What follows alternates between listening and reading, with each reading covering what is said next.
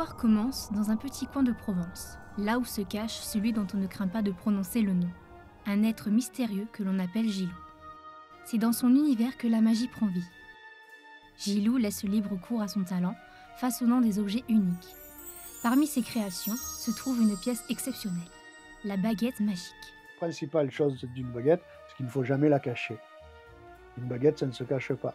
On ne la cache pas dans un tiroir, on ne la cache pas dans une boîte, on ne la cache pas dans un placard, on ne la met pas sous le lit, on la garde toujours en vue. Pourquoi? Parce que cette baguette, elle nous apporte la magie. Et cette magie-là, il faut toujours la garder tout le temps. Et si on cache sa baguette, puis la magie, elle part.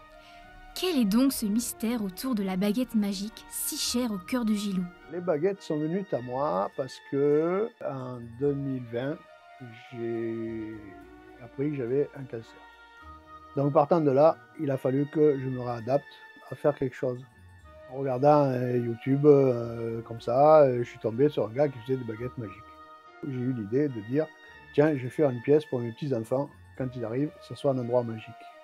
Quand Gilou rencontre le monde imaginaire, tout un univers s'ouvre mêlant rêve et fantaisie.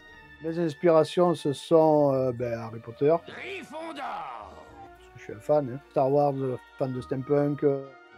Quand je décide de faire des baguettes, je mets là, je prépare mes baguettes, tout, et après, c'est à l'instinct. Avec ce que j'ai sur le bureau, avec ce qui me passe par la tête. En fait, chaque baguette, elle se fait pratiquement toute seule. Hein.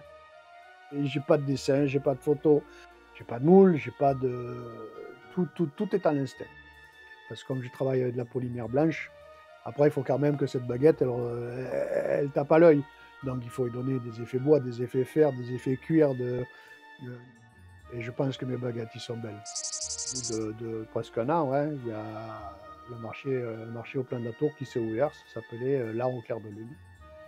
Ma première exposition, ça a été là. Et puis ça a marché, j'ai vendu mes baguettes, j'ai eu des commandes de bouteilles, et du coup, hop, c'est parti. Et puis maintenant, voilà, ça fait 3 ans. La réputation de ces baguettes magiques le précède tellement qu'elle le mène à franchir les frontières d'un nouveau monde, celui des célébrités. Toujours avoir plein de bonheur en soi et du rêve et de la magie, parce que sans magie, sans rêve, la vie, elle est triste. Il est important de se rappeler que nous avons tous de la magie en nous.